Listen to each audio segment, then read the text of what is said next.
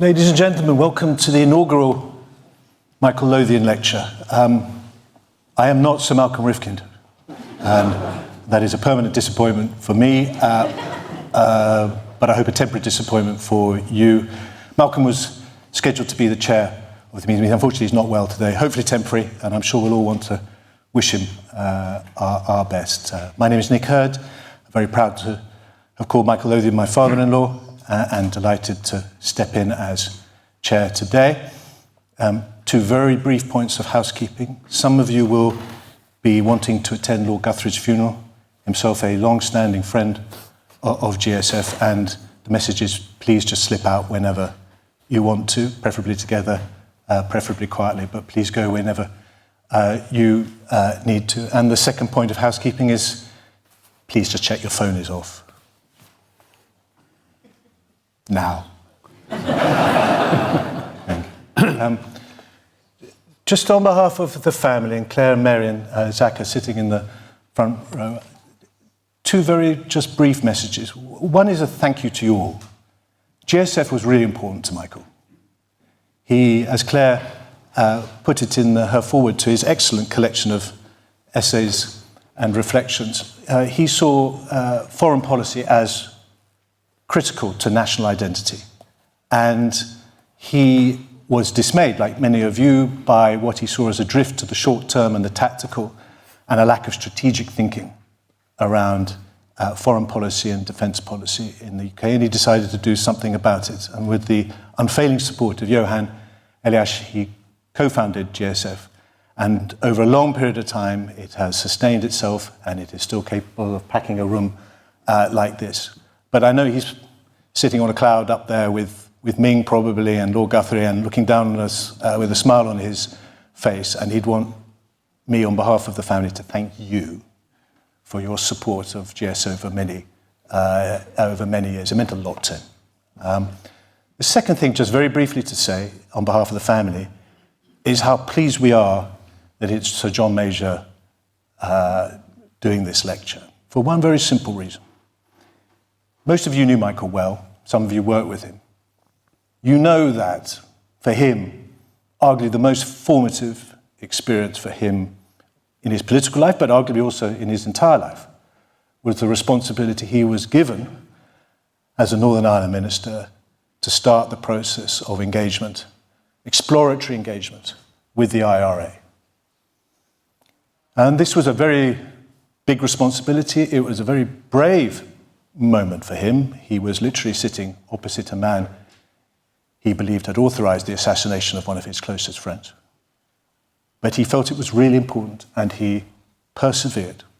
And through that process, it formed in him a very strong view about the importance of dialogue, particularly with those you disagree with.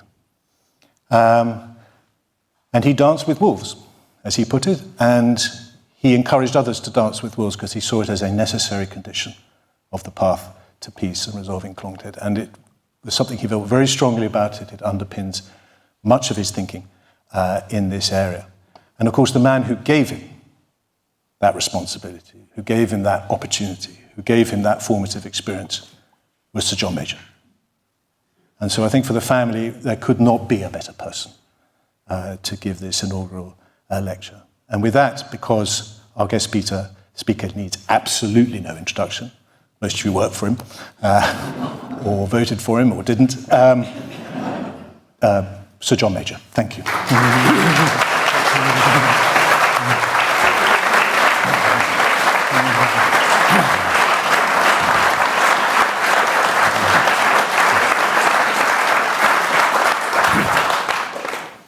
Well, Nick, thank you very much indeed. Indeed, a number of the audience did work for me. There were one or two friends, nonetheless, who worked very strongly against me. And they are just as welcome today as the others. When Claire and Mary asked me to deliver this inaugural lecture on behalf of the Global Strategy Forum, it was immensely easy to say yes. Michael and I became friends and allies in politics from the moment we met now over 50 years ago. We came from different backgrounds, mixed in different circles, had different leisure pursuits, but we shared the same political space and the same beliefs about the purpose and practice of politics. Michael was a very easy colleague. Loyalty and moderation were at the very core of his politics. He believed in the power of persuasion and the essential decency of human behaviour, even when faced by adversaries that denied both of those virtues. He was clever, compassionate, sensitive, intuitive, sometimes a pain in the neck. But when he saw wickedness or hardship, he felt an obligation to try and put it right. Michael carried his compassion as a shield against bigotry. He preferred to offer a hand up rather than a put down. He wished to understand rather than condemn, and to face up to challenges rather than pass them by. His focus was progress, not regress. The future, not the past, and his aim was to put right what he saw that was wrong. When in the early 1990s, as Nick has just mentioned, I was trying to build a peace process to end violence in Ireland, I knew I would benefit from the abilities of Paddy Mayhew and Michael Ancram. They were both custom-made for the task, and never once did they disappoint. Michael and Paddy had extensive private contacts with all the Northern Ireland parties, often a frustrating experience, but both had the gift of listening amid, of course, the occasional Paddy eruption. And slowly progress was made and early trust was established. It was an essential preparation for more challenging meetings that were to come. When we reached the stage of face-to-face discussion with the IRA, Michael, as Minister of State, was the obvious choice for the initial contact. But recall the times. This was at a time when such responsibilities carried great personal risk, and thus, before appointing ministers to the Northern Ireland office, I would always confirm that their families were content. And it is to their credit and that of their families that no single colleague invited to serve ever stepped away from the challenge. And so it was with Michael, who didn't hesitate. There was, of course, many of you may recall, deep suspicion of the peace process from many of the Northern Ireland Unionists and a lot of their allies in Parliament and the media. Michael was an arch comforter, damping down unionist fears of secret deals or unadmitted concessions to Sinn Féin or the IRA. Progress was not easy. It was a little like wading through treacle from time to time. I recall briefing John Smith, then the leader of the opposition, in my office in the Commons. Whiskey in hand, John offered to help in principle and chuckled as he added, "But you know there are no votes in it." Nor were there. But that was never the purpose. A Belfast without bombs, with blood ties, not blood flowing. A generation able to grow up without inheriting the hostility and hatred of community division. That was the purpose. And Michael's instinctive character of peacemaker made him perfect for the job. His brief was tough, as the IRA peered suspiciously at every proposal. History itself was a bar to progress. The memory of past grievances was ever present. The Black and Tans, the hunger strikes, Bobby Sands, these and so much more were a block to trust. But Michael's efforts were brave and unrelenting. The progress he made with Gerry Adams and Martin McGuinness paved the way for Paddy Mayhew to join him for more in-depth discussions. And he, Paddy, and I were hugely frustrated that we were unable to complete the process, but were comforted in the knowledge that against all predictions, we had moved the dial from conflict towards peace, and delighted that Tony Blair and New Labour completed the work when they came into government. Today in Ireland, north and south, we're at a place where none of us at the time dared to hope we would ever possibly be. So Michael truly deserves his place in the pantheon of Irish peacemakers. Now, there are times, and I think this is one such time, when change seems to come at a gallop. Between ancient Greece and the 15th century, no one challenged the wisdom of the ancients until the Renaissance. A 10th century European would easily have recognized the 15th century European life. A child today would barely recognize the way of life just 50 years ago. As we meet, our world is in an unsettled state. Liberal democracy is in retreat, has been for nearly 2 decades. Autocracy is thriving and spreading. Globalization is fraying. The post-war consensus is weakening at best, and at worst, may conceivably be on its way to breaking up. As for our own country, actions we have taken mean we now have fewer committed friends than once we did, and we need to remedy that. As these trends thrive, I hope nation-states generally recognize the risks, step up, urge conciliation, and begin the repair of our failing institutions. Democratic leaders need to be proactive, not locked in a defensive crouch. In our unsettled world, only an unpredictable United States and a hard-to-read China are political, economic, and military superpowers. No other country comes close.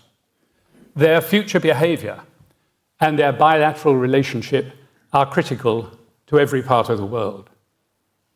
Both of these countries know they are destined to be rivals and allies only perhaps on individual issues. The whole world needs them to find an accommodation with each other, whilst they at home must persuade their domestic audiences they're hard-nosed defenders of their own philosophy and national interests. There are tripwires, most obviously Taiwan, but if diplomacy and self-interest prevails with trade and regular contact uninterrupted by threats of high tariff impositions, then a long-term and mutually beneficial relationship is entirely possible, but only if the two sides will it. If they do not, and lapse into serious conflict, then they could, at worst, set the world aflame. But I don't foresee that. Sensible diplomacy and pragmatic self-interest should be able to prevent full frontal confrontation whenever, as is likely, frustrations and disputes arise. Historically, China has been the victim of military conflict rather than the aggressor. That said, she has been increasing her military capability at a truly extraordinary pace over recent years. No one should underestimate the scale of this, nor her growing capacity to enforce her will militarily should she see the need to do so. Events and American policy may determine much of the future. If America withdraws from her post-war role in favor of more isolation, will China step up and try and fill it? In many ways, the answer to that is likely to be yes, they will. There is much we neither know nor understand about China. She is an enigma. The first verse of her national anthem is encouraging, telling citizens to, and I quote, "Arise, you who refuse to be slaves." It's an enticing invitation, but not one, I think, to be taken too literally. Perhaps my view is just a touch cynical, but I have only too vivid memories of Tiananmen Square. Those who did arise were soon silenced, and none too gently. As China has grown in power, she has increasingly begun to assert herself in Asia and increase her influence worldwide. She is an avowed opponent of democracy, which she considers an alien and inefficient form of government. And China these days is sufficiently self-confident to break international treaties, persecute the Uyghurs in Xinjiang, threaten Taiwan with a military assault, ignore promised freedoms to Hong Kong. All that and multiple cyber threats and industrial larceny may be fairly laid at her door. And those are the actions of a powerful and ambitious nation prepared to bend others to her will in whatever way she may wish to do. Her trade and investment worldwide grows exponentially each year. A majority of countries around the world now conduct more trade with China than with the United States. In some cases, far more, and in many cases, nearly twice as much trade with China as with the United States. And apparently blind to the implications of this, current American policy on tariffs may widen that lead, with China taking greater markets. I have no doubt that our own government wishes to have a good relationship with China. Who would not? But it cannot be a subservient one. China, I think, would not respect that. Now, for most of the post-war years, America has been the rock upon which democracy prospered. Her influence was overwhelmingly benign when President Truman committed to, and I quote, support free people who are resisting attempted subjugation by armed minorities or by outside pressure. So it was when, over a decade later, President Kennedy committed to confront, and again I quote, the common enemies of man, tyranny, poverty, disease, and war. The purpose behind those noble sentiments was to create a freer and safer world in which the strong pledge their help to the weak. No price was asked for this, no deal was demanded for this, no investment or payment was expected for this. It was high politics in a harsh post-war world when to help others was not seen as a business opportunity. This approach, it seems, is now out of fashion. Today, America has a less altruistic policy. The president's ambition is to, I quote, make America great again. Although it puzzles me, and probably you, that being the richest and most powerful nation in the world militarily and economically is not already seen as some indication of greatness. In the MAGA quest, America has embraced fully national self-interest. The president, with the support of the world's richest man, abruptly cut off aid to the poorest people in the world and those organizations whose role is to cure the diseases that most afflict them. Forecasts of the long-term implications of this are dire. A report in The Lancet tells us that American aid alone prevented over 4 million deaths, 1/3 of them children, in every year of the first 2 decades of this century. That support has been taken away. It is it not, a harsh policy that ends such a benevolent approach despite the pain and loss that it will cause. But America is not alone in turning her face away from the human rights of the weakest people on this planet. Other countries, including our own, have cut aid. I know that times are tough for us and for many others. But as far as I understand, we are not facing mass hunger, and our sick are not going without medicine or care. And in reflective moments, one may sometimes wonder, where is the Good Samaritan when he is really needed? It is like a bank that will only lend you money if you don't need it. I believe that the scale of cuts to aid is wrong on practical as well as moral grounds.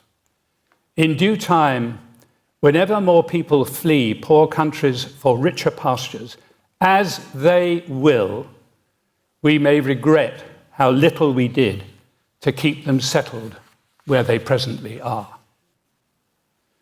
President Trump has also imposed tariffs on imports from most of the world in pursuit, as he cheerily puts it, of, I quote, making America richer and richer by many millions. This not only hurts allies, some wealthy, some not, but also countries that are poor, and in many cases, very poor indeed. Apart from filling the American Treasury coffers, the tariffs are justified by the claim that they are imposed upon countries which had allegedly been ripping off America for years. If that were so, they must have been remarkably unsuccessful, given America's economic preeminence. It may be. If American consumers realize that the tariffs are raising prices in their own high streets, that the American consumer may consider it is they who are being ripped off. So American taxpayers, please note, rising prices are a regressive tax. I was brought up to admire the United States. I still do. There is much to envy in that great country. But I do not admire her present approach, nor should the American people. It comes at a high cost to her reputation for free trade and sensible economics. Many countries will be bruised by the new tariffs and resentful that they felt forced to accept them for fear of more severe impositions if they did not immediately do so. In what passed for negotiation, I do wonder what negotiating power smaller nations had to deploy. Little or none is my guess. They faced a choice of submitting or a worse deal being imposed on them. If nothing else, that tariff episode showcased the raw power of America. Our flexible English language, which they speak in some parts of America, our flexible English language has a word for pressure imposed by the powerful on those who are weaker. It's a good old word. We call it bullying. We may fear the bully. We may accommodate the bully, but we will never forget the bullying. There is no doubt that America is a great power. But with that power comes a great responsibility about how it is used. The President needs to understand that any casual disregard of long-standing international mores risks undermining to the point of destruction the rules-based system of laws and behaviours that have been a shield and guardian to the world over the last 70 years. Democratic leaders who do not make that clear to their American counterparts, preferably privately, but unmistakably, are betraying their responsibilities. This unpredictability may be a useful enforcement tactic in negotiations. In fact, I believe we have seen that over the last few days. But it carries with it a dangerous risk of misunderstandings and misjudgments that could be very, very damaging in the longer term. Trust and certainty matter in statecraft. Lose them, and you lose a very great deal. I wish to turn, but briefly, to Russia. She is a real and present danger to democracy. The war in Ukraine is indisputably Putin's war. Putin has moved from being an authoritarian leader to a totalitarian leader. There seems to be no domestic check on his behaviour. Outspoken opponents disappear or die mysteriously. Planes fall from the sky. Opponents fall from high windows. National assets are looted to support his cult of personality. In war, Russia shows no restraint. The civilian is as much a target as the soldier. Even Ukrainian children are stolen and indoctrinated against their own family and country. Let me not mince my words about that. That is as wicked as it can be. Wicked to the core. No other description suffices for that behaviour. But we shouldn't be surprised. Russia has become a repressive rogue state, hostile to democracy. And we should not underestimate how many nations increasingly are hostile to the democracy that we hold as so important in our own country. The controlled media in Russia feeds the civilian with untruthful propaganda that includes on a daily basis barefaced lies about the West.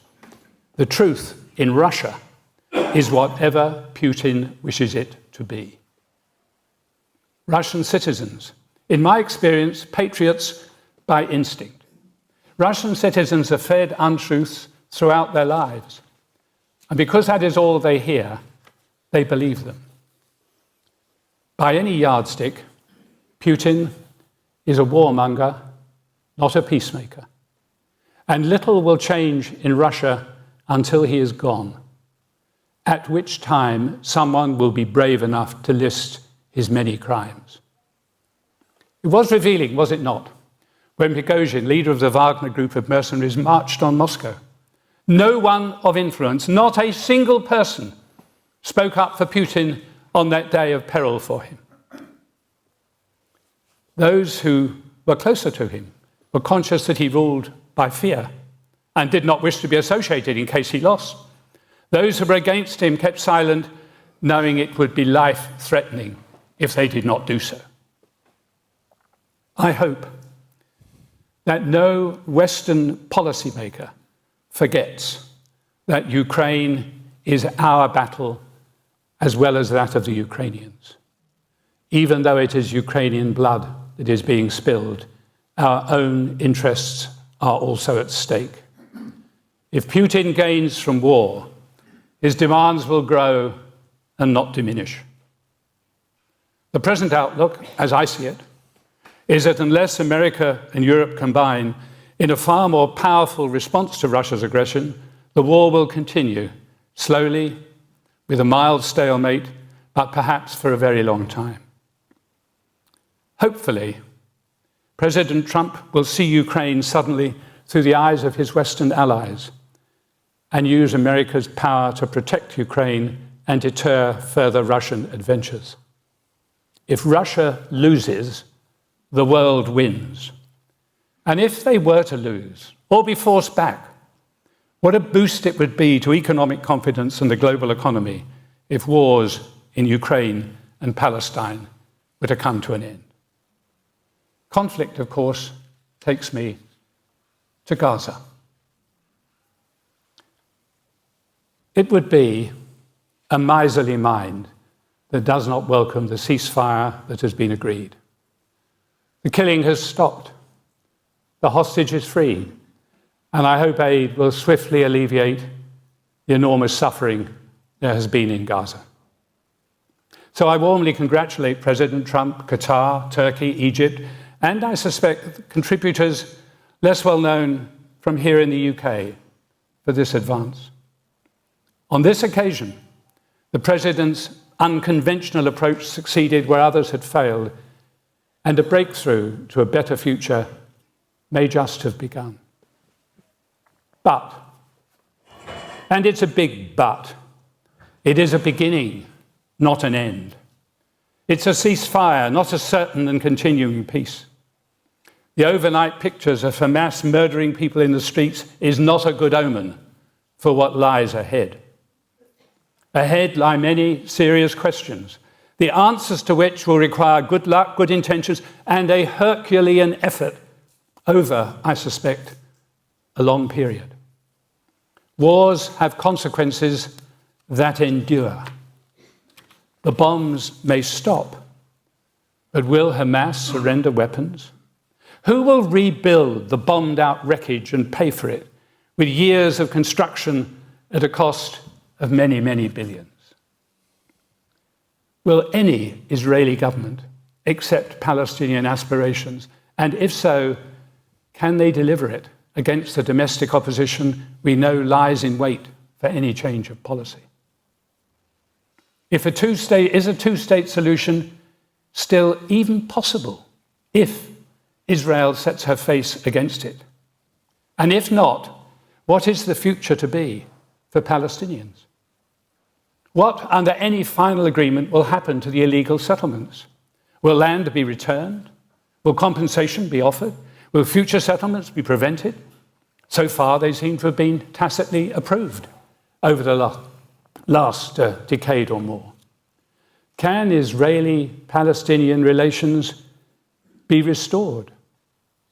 The Hamas attack on Israel killed 1,200 people, and took many hostages, many of whom have since died in miserable circumstances. It was an act of profound evil that led to an unrelenting response. In pursuit of Hamas, Gaza was turned to rubble. The stated objective of the Israeli government was the complete destruction of Hamas, which was never likely, has not been achieved, as we vividly saw yesterday. What was achieved was over 60,000 civilian deaths and many life-changing injuries that will not easily be forgotten by the population at large. Nor will the blockage of aid. The harrowing sight that the whole world saw of starving men, women and children, the image of dead bodies in ruined streets, or the displaced families being herded around from place to place. On the back of all that, on both sides, how hard will it be for both sides to find forgiveness? The Palestinians dreamed of a homeland. Israeli ministers wanted, and I quote, to bury the idea of a Palestinian state. It is not easily reconcilable, those two positions. The risk of a legacy of hate passing down to future generations is very real. Over time, war damage can be rebuilt. But can minds be changed? Israel must also repair relations with much of the world. Her approach, including the colossal misjudgment of banning the media from the war zones, lost the Israeli government the benefit of doubt over its actions, even on those occasions when that benefit was thoroughly deserved. The whole world knows the history of the Jewish people. They have been treated cruelly throughout the ages. But some of the actions of the Israeli government lost them the sympathy and understanding they had earned throughout the post-war period. I have Jewish friends whom I cherish, and it is heartbreaking for them that anti-Semitism and fear has been returned to their lives so unfairly in so many countries, not least our own. Hundreds of thousands of Jewish people around the world have shown their dismay at the conduct of the war. They do not deserve to be treated as complicit in what has been happening in Gaza and the West Bank. It is the Israeli cabinet, and they alone, who must answer for the decisions that they alone made. As more nations look inward, I see opportunities to look outward. The UK's relative hard power has fallen in recent decades. And even though events suggest that will be repaired, as it surely must, given the present needs of our armed forces, as it surely must, it is still wise to recall the importance and to build up what we loosely call our soft power. Our links to Europe and America may be looser now than once they were, and that is a loss. The loss of trade with Europe alone costs us £100 billion worth of lost trade, a tax yield of 40 billion. How useful that would have been in recent months to the Chancellor, with the many difficult decisions that she took and ought not to have taken, and would not have needed to have taken, had we not left the European Union. We are told, people like me who think it was a tragic mistake for our country to do so, are told that we should get over it and move on. That, of course, is exactly what a burglar would say to the ransacked homeowner when they finally confront one another. It is not a view that I take. If you had suffered a loss, you look at some stage, and must look at some stage, at a way to recover much of the ground that you have lost. And the sooner we begin to do that, the better it will be for our economic standing and our reputation in many parts of the world. But of course, now our links to Europe and America are a little looser.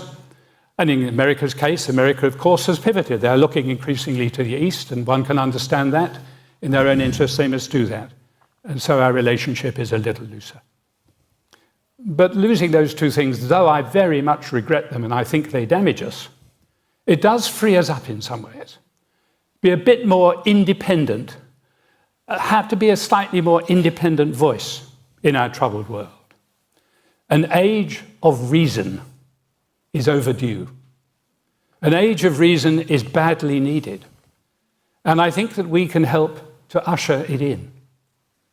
Let us say what we believe about international policy, and let what we say echo for its own good sense. Let it have a clarity beyond pious statements issued for the sake of form. I wish our voice to be heard, and our nation to earn respect in a role that no other nation has taken up in recent years. There is ample scope and appetite for such a voice. Much of what should be said is held back. And why? Is it because of diplomatic niceties, an unwillingness to stir controversy, or sheer common or garden funk? Meanwhile, the post-war institutions are no longer delivering what the founders expected of them. Self-evidently, hampered by its own rules, the United Nations is not delivering peace and security. One glance at the world is evidence of that. The membership of the Permanent Five is out of date. We are no longer the five most important, powerful nations in the world. The membership needs reform. A credible option would be to enlarge it, to embrace countries such as India, Germany, Brazil, and end the single nation veto in the Security Council on action that so often leaves the United Nations looking powerless when the world would welcome a powerful lead on a particular issue. As a founding member of the Personal Five, because we conceivably would have something to lose, the UK is well placed to argue the advantages of such a change, and I think a very large part of the world would respect us for doing so. Leaving it as it is, grotesquely out of date and not working, ought not to be a sensible option. Our worldwide reach and our assets leave us, the United Kingdom, in a position to be a candid friend, a conciliator, a conscience in support of those who have no voice of their own. We should dust off our soft power assets, our voice, our global spread, our language, the BBC World Service. It's about time to stop knocking it. Politicians, please note.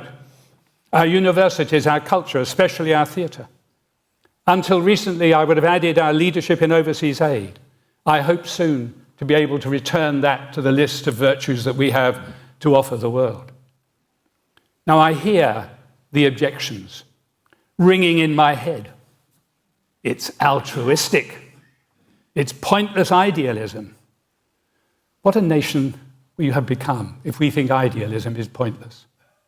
But that's what it said. It's pointless idealism. It will come to nothing. It will gain us nothing. Perhaps not. But it will gain us respect, friendship, better alliances. It will help our voice resonate far and wide. More than anything, it is the right thing to do.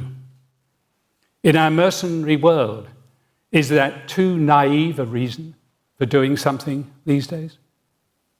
We British are 70 million people in a world of 9,000 million. We are not the mighty power that once we were. We cannot compel as once we could, but we can offer the world an example and speak out for the decencies and civilities that I believe lay deep-rooted in the British instinct. What do we stand for as a nation, if not for that? I will close in the way I opened. I spoke of Michael Ancram's belief in the power of persuasion and the decencies of human behaviour. I reminded myself that where he saw wickedness or hardship, he felt an obligation to put it right.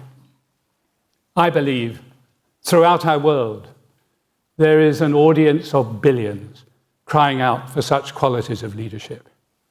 Let us show that it can be done. Thank you very much.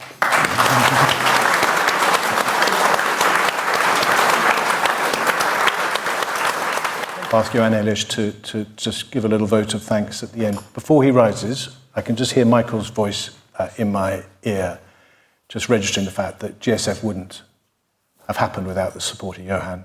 So on behalf of the family, I think. And there's another voice in my ear saying GSF wouldn't work without the tireless work of Jacqueline.